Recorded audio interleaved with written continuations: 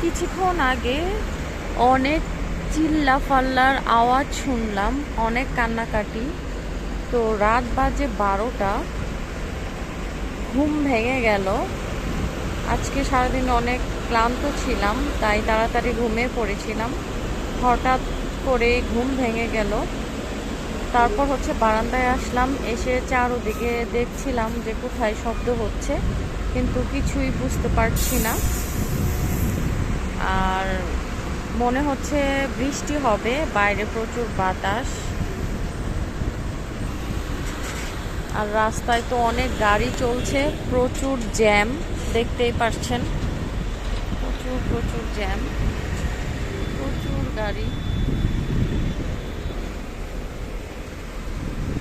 তো গাড়ির শব্দেও বোঝা যাচ্ছে না যে কোথায় এত চিৎকার চেঁচামেচির শব্দ হচ্ছে। অনেক বেশি ভয় লাগছে, কারণ আশেপাশে এলাকাগুলোতে ডাকাত প্রত্যেক দিন রাতে আসে। ডাকাতের ভয়ে তো ঘুমই আসে না, অনেক বেশি ভয় লাগে। তো দোয়া করবেন সবাই।